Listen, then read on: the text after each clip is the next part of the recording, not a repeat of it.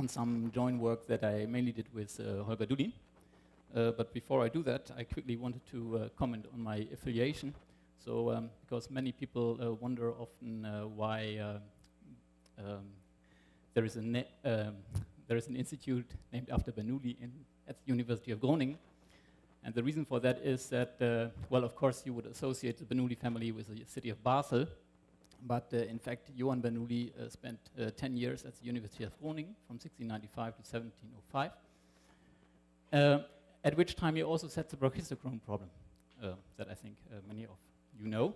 And that was actually set as an exercise, or published as an exercise, and the great people, the great scientists at that time were invited to contribute their solutions. And many people, many very important people did, like L'Hopital and Leibniz, and also Newton handed in an anonymous contribution. So that is very interesting to read about. Another reason, or another note that I want to make is that actually Hal Brandt, or HIP as he was called, Grunewald, is also from Groningen. He is known, or should be known, from his important paper from 1946 on the principles of elementary quantum mechanics, in which he recognized that the Wigner transform from operators to phase-space functions is actually the inverse of the Weyl quantization, and vice versa. So in this paper, he actually introduced, for example, the star product that has already been mentioned earlier here. And in honor of this paper, we had in 2016 a little symposium in Groningen, where we had the honor to have Michael Berry present, but also Alfredo Osorio de Almeida. So I'm very happy and proud that he invited me back to his semi-classics conference here in Natal. And of course, I also thank the other organizers. So what is my talk about? It's about monodromy. So that is composed of the ancient Greek words mono and dromos. So you might know dromos from hippodrome, for example, yeah? The oval there the horses run around. So it basically means something like loop. So you go once around a loop, and that is a very widely used notion, and that has different meanings in different contexts. I will use it in the context of integrable Hamiltonian systems. So that's far away from what most people here are doing. We're interested in chaotic systems. But I will even go further, namely I will look at so-called super-integrable systems. And I will not even stop there. I will look at an example that is maximally super-integrable. So you could say that is super-duper integrable. So that is as far away as you can get from a chaotic system as possible. Well, so maybe many of you might think that it's now a good time to check my emails or to fall asleep. But I will try to awake by showing you that still for this arguably very simple systems, there is something non-trivial going on. In fact, non-trivial is in a literal sense here. So what we are starting off with a Hamiltonian system. So we have some complected manifold, a Hamiltonian function that is generating a vector field this way. And of course, you know that if you choose canonical coordinates, you get Hamilton's equations from the components of these vector fields. And after all, from a dynamical systems perspective, what you are after is the solution of this equation. And well, the situation is a kind of easy when you have only one degree of freedom, as you know, because then you do not actually need to solve anything, because the level, the solution curves are given by the level set of the Hamiltonian. So here's an example. And for such a case, it would somehow be natural to introduce coordinates in such a way that, well, maybe the momentum is constant and the angle is some kind of polar angle along this solution curve. And the way to do that is, well, you define an action, which is the integral of p dq along the solution curve, or the area enclosed by the solution curve divided by 2 pi. And you define a conjugate angle. You transform the Hamiltonian. You see that it only depends on the action then. So that means that the action is constant in time, and the angle increases with constant rates. And the question is, how do you generalize this? And that is, of course, described in the Liouville-Arnaud theorem. I quickly want to repeat that for you. So we have an n degree of freedom Hamiltonian system, and suppose that it has n constants of motion.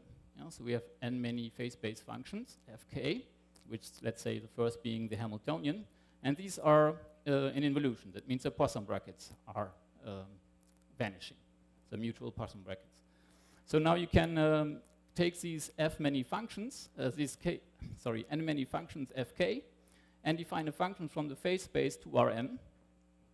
Then the statement is, if you look at the regular value of this map, that is then called the energy momentum map, and if the pre-image of this regular value is compact, then you know that the connected components are n-dimensional tori.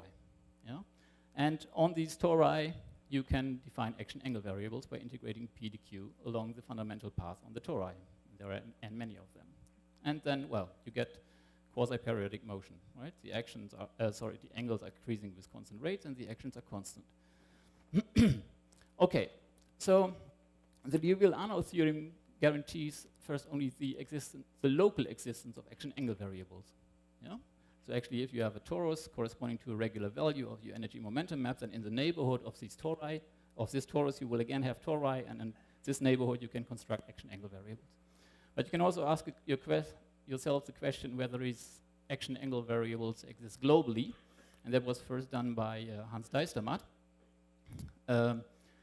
And, well, there can be an obstruction to this global existence, and that is then referred to as monodromy. And the kind of paradigm example of this is the spherical pendulum. Yeah? So you have a mass that is attached to a joint with a massless rod, and that forces this mass to move on a sphere, a two-dimensional sphere, and there is a gravitational force acting on this. So this system has 2 degrees of freedom and 2 constants of motion, the energy and the angular momentum about, the symmetry axis here. Okay, so let's look at the image of the phase space, which is a cotangent bundle over the configuration 2 sphere here, to the image of the phase space under this energy momentum map, yeah? So we have here angular momentum and energy. So the blue region here correspond to the regular values of this map. But in addition, of course, you also have singular values of this map. They are marked in red. That is then called the bifurcation diagram. And what does that consist of? Well, first of all, this point here below just corresponds to the pendulum hanging in the downward position, the stable equilibrium point. Yeah? Then the boundaries of this blue region correspond to maximizing, respectively minimizing, the angular momentum for a given energy. So what kind of motion does that correspond to? That is the motion of constant latitude. Yeah? So that is, when I mentioned that in talks in the Netherlands, they always pointed out that these solutions have been found by Christian Huygens. Okay, so in addition, then you have this isolated point here in the middle, or not in the middle, but this isolated point here, which corresponds to the pendulum being in the upward position. Yeah? So that's the unstable equilibrium where the pendulum is in the upward position. And that makes this blue region no longer simply connected. Okay, so when you now take the pre-image or look at the pre-image of such a blue point here, well, that will be a torus according to the Liouville-Arnold theorem. But the fact that you have this isolated point here is an indication that the torus bundle over the regular values, that this is not trivial.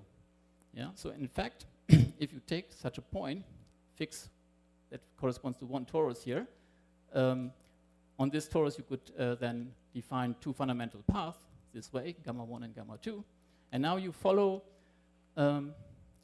this torus, or you look at a family of tori along a loop that is enclosing this isolated point. And then you come back to the same torus, but what then happens is that the fundamental path, if you follow them continuously, you end up with a new linear combination. Yeah? So you go from gamma 1 and gamma 2 to gamma 1 prime and gamma 2 prime, which is a unimodular transformation of the previous. And this effect is called monodromy. So well, what is the reason or the origin of this monodromy? Well, I already said that this is this isolated point, but what does it correspond to geometrically in the phase space? So we said that is the unstable equilibrium point, but not only the unstable equilibrium point has these constants of motion, these values of the constants of motion, but also the stable and unstable manifolds of this unstable equilibrium point. Yeah? And these stable and unstable manifolds, well, they actually agree, and they form what is called a pinched two torus. Yeah? So these are the motions on the two-sphere along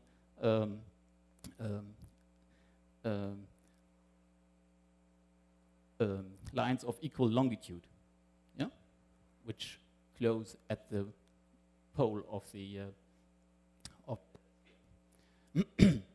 Okay, so there is a general statement saying that when you walk around such a singular point, that these fundamental paths linear combine in this way with a monodromy matrix, which you can put in some kind of normal form. And this, well, it is different from the identity by this non-diagonal element n, and this non-diagonal element n is determined by the number of pinches that this torus has. Yeah? And these pinches actually, well, they correspond to this unstable equilibrium point in the context of these integrable systems. More precisely, they are focus equilibrium points. These are unstable equilibrium points that have an S1 symmetry with it. Okay, so when you have this effect, and you know that you are computing the actions as integrals of PDQ along these fundamental paths, then this effect implies that these actions are multivariable functions of the constants of motion. Yeah? Okay, so that then carries over to quantum mechanics via the Boson-Moffatt quantization of the action variables. So if the actions are not constant, multivariable functions of the multivariable functions of the constants of motion, then it also implies that that the quantum numbers cannot be globally defined. Okay, so that is something we want to look at for a simple system. Before we do that, I want to slightly more precisely say what I mean by a quantum integrable system. So by a quantum integrable system, I mean a set of n commuting operators which arise from some quantization rule, so that you have classical limits where the classical phase-space functions then satisfy the Liouville-Arnold theorem. Yeah? Okay, and that is what we want to apply now to the hydrogen atom, respectively. The classical correspondence system is the Kepler problem. Well, that is, of course, I think, a system that you study definitely in the first course on quantum mechanics, and this one first course on mechanics. So it's always interesting if you can still contribute something to such a system that has maybe, in some sense, been overlooked. And that is what we will do. So the Kepler problem. Let's look at this first classically. So you know the Kepler problem has a certain number of constants of motion. Hamiltonian, of course. The angular momentum resulting from the rotational symmetry that you already see in configuration space. Yeah? So that is lifted to phase space. That gives you then a phase space symmetry, and the symmetry by Noether's theorem implies a constant of motion, or three constants of motion, the three components of this vector. But then there is another vector that is actually conserved, the Runge-Lenz vector, or Laplace-Runge-Lenz vector. And that is contained actually in the plane of motion spanned by R and P, as you can see here. Yeah? So at first you have 1 plus 3 plus 3 that is equal to 7 many constants of motion, but they are not all independent. You see, for example, that, well, the E is perpendicular to the L, and also you have this equation here. Yeah? So that means that in total you have 5 many independent constants of motion, and you call such a system well, maximally superintegrable. Yeah? So it is called superintegrable because it has more constants of motion than degrees of freedom, and maximally because, well, the maximal number you can have is a phase space dimension -1. Okay, and that causes, well, the fact that for the Kepler problem you don't get tori, or not three-dimensional tori, on which the motion takes place, but you get one-dimensional tori that is periodic orbits, the Kepler ellipses, when the energy is less than 0. And of course, well, the same applies. Then in the quantum case, you have 7 many scalar operators which all commute with the Hamilton operator. So if you scale your this Laplace-Runge length vector, or it's also sometimes called the eccentricity vector, with the energy, with this number n here, which is the square root of, well, 1 over the square root of the negative energy, essentially, then for this scaled eccentricity vector, you can find these kind of commutator relations. Yeah? And, well, so that is the one from angular momentum that you know, and this is a kind of generalization of angular momentum. So that is a, these are commutator relations that, that you might know from the Lie group SO4. So the symmetry group of the hydrogen atom, or the Kepler problem, is SO4, so bigger than SO3. And there are 2 Casimirs, yeah? So as we already said, so L is perpendicular to K, and you have this kind of energy equation. So this degeneracy of the hydrogen atom is also reflected in the fact that it is separable in different coordinate systems.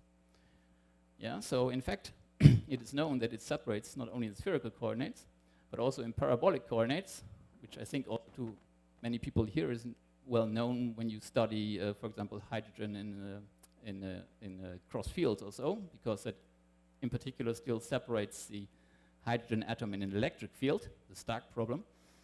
But in addition to that, also in prolate spheroidal coordinates and so-called spheroconical coordinates. Yeah? So why you have 4 different coordinate systems related to this SO4, I think that is a non-trivial question, but I think there are actually people who have looked into this, why this here, this SO4 symmetry implies these 4 coordinate systems. But these so-called, well, the prolate spheroidal coordinates, they actually occur in a family which have the spherical and the parabolic coordinates as limiting cases. Yeah? So in fact, there is, so to speak, one family with this spherical and parabolic as limiting cases, and there is another one. Okay, so each of these coordinate systems then defines via the separation and the separation constant that come with that, and the corresponding phase space functions defined this way, a quantum integrable system. Yeah? And of course, the best studied is the one that comes from the separation in spherical coordinates. So that is in the quantum integrable system consisting of the Hamilton operator, the angular momentum square, and the z component of the angular momentum. And of course, you all know that the spectrum of this operator, what we then call the joint spectrum, is given by these expressions here. Yeah? So you can have a kind of point set in the 3-dimensional space of energy, angular momentum square, and z component of the angular momentum that you can label. Every state, every eigen state can be assigned 3 quantum numbers, n, l, and m. And you know that the l runs from 0 to n minus 1. It's called, well, the n is called the principal quantum number, l is angular momentum quantum number, m, the magnetic quantum number, goes from minus l to l. Okay, so now let us look at the case where we actually separate in prolate spheroidal coordinates. So I already said they occur in a 1-parameter family, and they are actually defined by our 2 focus points, and we will place the focus points on the z-axis with distance 2a apart, and a will then be the family parameter. So what are the coordinates then? Well, that is the angle about the symmetry axis, the z-axis, and then you have xi and an eta, which are the sums, respectively differences, of the distances to these focus points, R1 and R2. Yeah? So the coordinate surfaces corresponding to this angle xi and eta are shown over here. So in fact, the coordinate surface corresponding to xi and eta can be written down in this 1-parameter family of quadrics, parameterized by S. So if you plug in an S that is greater than 1 here, you see that this defines an ellipsoid. Yeah, so you actually get a 1-parameter family of confocal ellipsoids. If you choose this S here less than 1, respectively between -1 and 1, and call it then ether, you get confocal sheeted hyperboloids. Yeah? Only one of the sheets is shown here, but there is then another sheet down there. Okay, so then, well, you can use those coordinates to separate the quantum system. Yeah, so we define the coordinate system in such a way that that the top center actually is the location of the nucleus of the hydrogen atom. Yeah. Okay, and well, so that separates in the standard way. Yeah, so you make this this product ansatz here, and then the equation for phi separates immediately, and you find the quantization of angular momentum about the z-axis this way. And the equations for psi and eta are actually the same. Yeah? So you have the same type of wave equation for psi and eta. It's just that you need to interpret that on different intervals, on the interval from -1 to 1, respectively on the interval from 1 to infinity, depending on whether you're looking at eta or psi. And this is, well, this wave equation which involves this fourth order polynomial in S here, which depends on, well, the separation constant, the energy, the LZ, and the LZ takes integer values due to quantization of the angular momentum. And there is a separation constant G, which when you express it in terms of your original coordinates, you find that this is equal to the angular momentum square plus 2 times A times the Z component of the eccentricity vector, of the Laplace-Runge length vector. Yeah, so now you have again 3 operators that are mutually commute, H, G, and LZ, which again define a quantum integrable system. And you can look at the spectrum of this system. So that will be again some point set in a 3-dimensional space. What we will do is we will not look at the full spectrum, but we will look at a layer of constant energy. Yeah? Okay. And that gives this picture here. So this axis here is now the Z component of angular momentum, and this is the value G corresponding to this separation constant. And we do this, choose the layer or slice of constant energy by fixing the principal quantum number or setting the principal quantum number equal to 12. Yeah? So we will have 144 many states that are these black dots. And you see that locally, this spectrum looks like a lattice, like a distorted lattice. That has to be the case. That follows basically from the Sommerfeld quantization rule. Yeah. So if you would, instead of constants LZ and G, would choose the actions as the constants of motion, then you would really have a completely regular grid. So this is just a distortion of this by going from, well, the map from the constants of motion to the actions. But globally, this distorted grid has a defect. Yeah? So you can notice that if you take some cell and you transport that around this red point here, then it comes back distorted. Yeah? So that is telling you that there is no way to globally define quantum numbers in some nice way for the system. Okay, so of course, well, what I marked here in red, that is what I also marked in red earlier. So that will correspond to the bifurcation diagram, the singular values of the constants of motion. Yeah. So, okay, it's a boundary that is maybe kind of easy to get, but the question is, how do you get this this isolated point here, and also, well, in order to actually prove that you have this monodromy or this quantum version of monodromy, you would need to show that that this isolated point corresponds to a pinch torus. Yeah. So how can you do that? Well, first of all, the system, of course, also separates classically. Yeah, so that means that you can write the squared of the angular momenta as some functions only depending on the conjugate variable. Yeah, and like in the quantum case, for psi and eta, the p squares are actually the same kind of functions involving this fourth degree polynomial again. So classically also you find then the separation constant, which is a classical analog of the operator that we had earlier. Okay, but now let's try to compute the bifurcation diagram. And how can we do that? Well, first, so what we want to do is we want to reduce the symmetries. Yeah? And the first thing is, let's say we want to reduce the symmetry that is coming from the Hamiltonian, because the Hamiltonian is generating an action that is actually periodic for the system. Yeah? Okay. And this can be done by standard reduction, standard symplectic reduction. Marston, Weinstein, Meyer reduction. Yeah?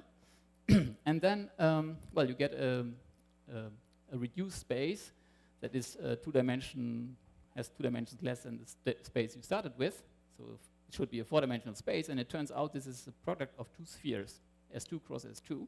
And you can think of these 2 spheres as given by k plus L squared is equal to n squared, respectively k minus L squared is equal to n squared.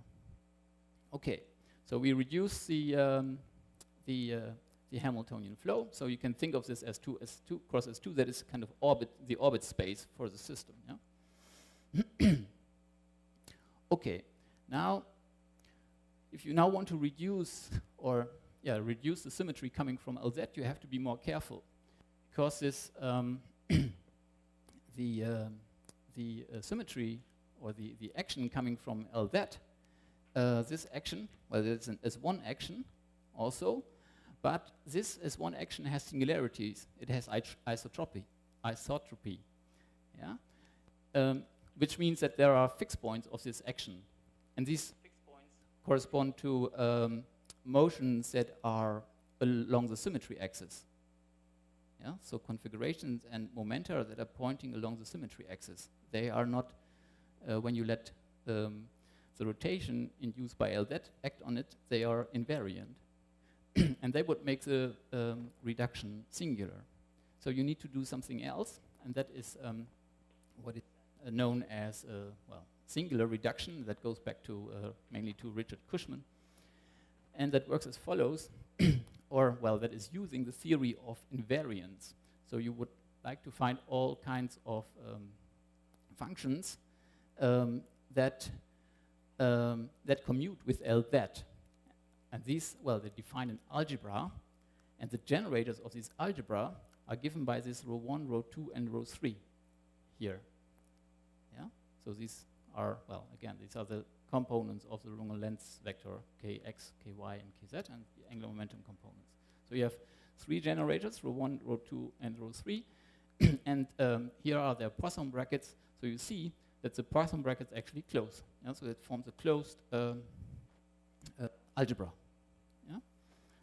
And this algebra has, this Poisson algebra has one Casimir function that is given by this expression here. So you can easily check that this commutes, that this is equal to 0, and it commutes with any of these rho 1, rho 2, and rho 3. And this Casimir function, or this the 0 level set of this function, can be viewed as the singular reduced phase space. Yeah? So this is a 2-dimensional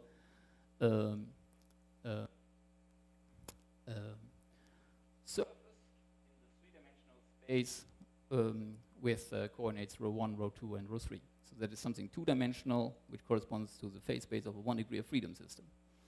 So that this is how you achieve full reduction, if you like.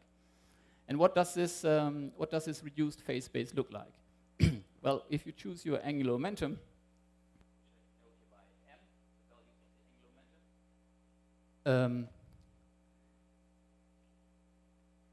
if you choose that greater than 0, and the value it needs to be less than n, yeah, n is 1 of the square root of minus the energy, then this surface actually gives you a smooth topological sphere. If you choose the m equal to 0, then this sphere has two singularities, 2 pinches, or, well, let's say singularities, yeah? And these exactly correspond to the collinear motions, the isotropy of the LZ action. Okay, and now, well, you basically, now you have a 1 degree of freedom system on which the dynamics is generated by the third constant of motion, the G. And, well, like for any 1 degree of freedom system, you can get the solution curve just by looking at the level sets of this function on this two-dimensional phase space. Yeah? Okay, I mean, well, it has to be that this separation constant then also can expressed in terms of the invariance. Yeah? And yeah, so you just look at the level sets of this G and how they intersect the reduced phase space. Yeah, so for example, in this case, this level set, or one level set of this G is plotted here in blue. It intersects this reduced phase space in a circle, and that would hence be some, well, periodic orbit of the G action. Yeah? So, and then you also see that if you would deform now or change the value of G in such a way that maybe it intersects this red phase space only at a point, then you would have, for example, an equilibrium point. Yeah? And in order to find the pinched torus, or how does the pinched torus come in? Well, you see that this pinched torus, well, that comes in because, or how can you get that? That is then an intersection of such a level set which contains one of these singular points, and in addition to that intersects this two-dimensional surface along a loop. That will give you a pinched torus, because if you then let the LZ action, so if you reconstruct to go to the unreduced space, then you need to associate with each point here a circle that comes from the LZ action. That is the case for every point, except for those points here which correspond to the points where of the isotropy of the LZ action. So there, well, you just have a fixed point. Yeah? So this way you see that if you would have a point or a level set intersects this point and then traces out a circle, you would this way get a pinched torus. And that is, well, what you can compute. Yeah, so you can write down conditions for this to occur, making use of the fact that it's a function G actually does not depend on row 3, so it has some cylinder symmetry. The level sets will have some cylinder symmetry. So you can actually just look at a cut row 3 equal to 0, and that is what we did here. So, and then you just compare the slopes, or well, these are the intersection curves in this with this slice. So what is green here is red here, and the blue lines correspond to the intersections with the level sets. And you just can find out, well, under what conditions, well, do you have this pinched torus? That means in order to distinguish between having such a pinched torus and not a pinched torus, what you can do is you just look at the slope of these blue lines at this point here. So if that is bigger than the slope of the green line, then you won't have a pinched torus, but only an equilibrium point. Whereas in the other cases, when the slope is lower, you will have this pinched torus. And that gives you this condition that for n square bigger than A is the parameter for these proellipsoidal billiards, proellipsoidal coordinates, then you would have monodromy. And that is, in fact, what you see. So, so this is, again, the spectrum for n is equal to 12 for different values of A. And here there is a red dot there, and then moves up here when you are increasing A. And then when you go to even higher A, at some point this red dot collides with this upper boundary, and it creates this kink here. Yeah? So in phase space, this corresponds to some bifurcation. It is actually a Hamiltonian-Hopf bifurcation. Okay. So what is then actually what does a pinched torus correspond to in the original phase space? Well, it's actually not only a pinched torus, it's a pinched torus in the space that you get from reducing the S1 action coming from the Hamiltonian flow. So if you also reconstruct that to to the full original phase space, and you get a pinch torus cross an S1. And this pinch torus cross an S1 consists of Kepler ellipses, which have the property, well, that they are all planar, and they have a mutual intersection at the focus point opposite of the focus point where the nucleus is contained. Yeah? And the pinch itself actually corresponds to a periodic orbit, well, that is also then contained in this family, where the electron would move along the z-axis and reaches z values that are below the lower focus points and then bounces back and forth. So it collides with the nucleus and, well, oscillates on the lower z-axis with involving collisions with the nucleus. Okay, so I think I have about 5 minutes left. Well,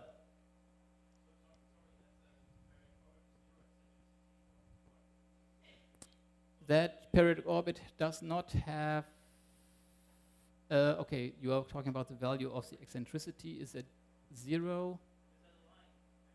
Yeah, that is a line. Well, eccentricity of the ellipse, you mean? Yeah. Okay. I thought you were asking whether the value of G should be 0. I think that is not the case. Okay. So, well, now let's look at the computation of the spectrum. So, of course, semi-classically, you could compute that from the boson of quantization of the actions that come from the separation. So you would quantize that this way. Yeah? You have Maslov indices 2 and 2 for the eta and the psi, because it is basically oscillatory motion. These integrals that you have here, they are, well, they're actually elliptic integrals of third kind for eta and psi, because they involve, again, the square root of this fourth order polynomial, and there are residues. If you sum up the residues, you see that this equation holds. Yeah? So I eta plus I psi plus the absolute value of I phi is equal to, well, some function of the energy. So if you plug in those quantum numbers here, then you see that, well, in eta plus n psi plus the absolute value of m plus n is equal to n, where n is a principal quantum number. So you see that the right-hand side that is for energies less than 0, a smooth function of the constant of motion. Well, it depends only on the energy, but in a smooth way when the energy is when you only restrict to negative energies. So the left-hand side will also be a smooth function of the constant of motion. While you know that the I phi is a smooth function of the constant of motion, that is just Lz, yeah, that is one of the constants of motion. So it means, because you have here the absolute value of Lz, that that I eta and I psi both cannot be differentiable or smooth functions of the constant of motion. Yeah? So that is already an indication that there is something going on. Yeah? So in fact, you can see or say that the only good quantum numbers that you have are the principal quantum number and the quantum number associated with the angular momentum, not n eta and n psi. Okay, so this is, well, looking at the semi-classical limit by increasing the energy here, and then you see, well, that the spectrum basically, well, defines lines, where the lines are actually, well, can be associated with the level sets of the actions, right? And then you, for example, see that, well, so this one action corresponding to this line of dots, well, that is an action that actually would then vanish on the boundary of the bifurcation diagram, which is, well, what I guess you would expect, yeah? The two tori, they degenerate to a one-dimensional torus, and then one action is vanishing. And likewise, on this line, you would have this kind of level set of an action. But you see that if you follow this, then these actions, they bend, these level sets bend more and more around. So you see that when you are down here, then this level set will have a kink. Yeah? So this means that these, and likewise for this action corresponding to this to these lines. Yeah? So if you follow that, then at some point it develops a kink again. So this is an indication that I eta and I psi are not globally smooth functions. But of course, locally, because you have regular values, locally by the Liouville-Arnold theorem, you are able to define nice, smooth actions. And actions are always defined up to unimodular transformations, of course, the choice of your fundamental path on the tori. So you can actually make smooth actions locally by a suitable linear combinations of these actions that you get from the separation. Yeah? Okay, so you can also, of course, do the exact quantum computation, which actually is quite nice here because you can expand these spheroidal wave functions in terms of the wave functions that you get from separation in spherical coordinates. That has been looked at, well, a long time ago. So what you need to do in the end is just diagonalize some matrices. And, well, that is what we did and made this plot where we, again, have this kind of diagram where instead of putting the spectrum, we put plots of the wave functions in a slice containing the symmetry axis. And in addition to that, these red lines here correspond to projections of the tori to configuration space and then intersected with the same slice. Yeah, so these are the classical caustics. Okay, and you see that these wave functions are nicely contained in the, or localized in the area bounded by the caustics, as it should be. But also, well, this is in what you would call the orbitals associated with prolate spherical coordinates. Yeah?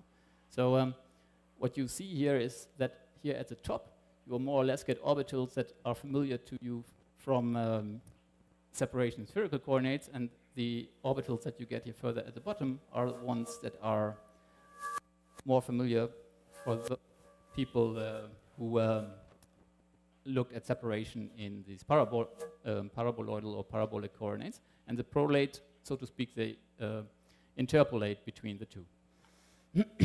Okay, so let me stop here. It is, of course, possible or tempting to also look at other super integrable systems and check them for monodromy. So we did that, in fact, for the harmonic oscillator, and there are, or 3D harmonic oscillator, for example, they have a different symmetry group and a different reduced space. You can also find monodromy in there. There are also interesting differences, of course, to other differences, apart from the fact that the symmetry groups are different compared to the Kepler problem. And that, well, is the contents of a recent publication. Maybe I'll just stop here, yeah. Thank you.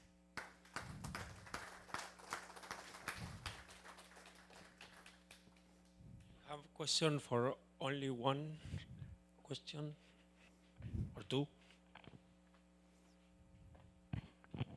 If my memory doesn't fail me, there used to